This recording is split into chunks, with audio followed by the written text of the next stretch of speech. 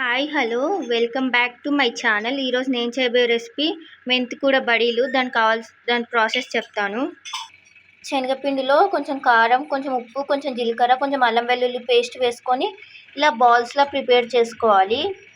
ఇప్పుడు curry process చెప్తాను. Stove on చేసుకొని కుక్కర్ పెట్టుకొని అందులో ఆయిల్ వేసుకొని ఆయిల్ కొంచెం హీట్ అయ్యాక అందులో ఆవాలు, జీలకర్ర, ఎల్లుల్లి, కరివేపాకు, పచ్చిమిర్చి వేసుకొని ఫ్రై చేసుకోవాలి. పచ్చిమిర్చి ఫ్రై అయ్యాక ఇందులో ఇప్పుడు ఉల్లిపాయ ముక్కలు వేసుకోవాలి. ఇది కూడా మంచిగా ఫ్రై చేసుకోవాలి. ఇందాక ప్రిపేర్ చేసుకున్న బాల్స్ వేసుకోవాలి. ఇందులోని మంచిగా ఫ్రై అవ్వాలి. మీరు కావాలంటే డీప్ ఫ్రై కూడా చేసుకోవచ్చు. ఇప్పుడు ఇందులో ఒక టీ గ్లాస్ పెసరపప్పు వేసుకోవాలి. పెసరపప్పు వేసుకొని ఫ్రై చేసుకోవాలి. ఈ బాల్స్ మంచిగా ఫ్రై అయ్యాకే మిక్స్ చేసుకోవాలి. ఫస్టే మిక్స్ చేసుకోకూడదు, మ్యాష్ అయిపోతాయి. ఇవి మంచిగా ఫ్రై చేసుకోవాలి. ఇది ఇలా మంచిగా ఫ్రై అవ్వాలి. ఇప్పుడు ఇందులో చిటికెడు పసుపు వేసుకోవాలి. ఇప్పుడు ఇందులో టేస్ట్కి సరిపడినంత సాల్ట్ వేసుకోవాలి. ఇందులో కొంచెం తోటకూర వేసుకోవాలి. మేము కొంచెం మెంతికూర, కొంచెం తోటకూర వేసుకున్నాం.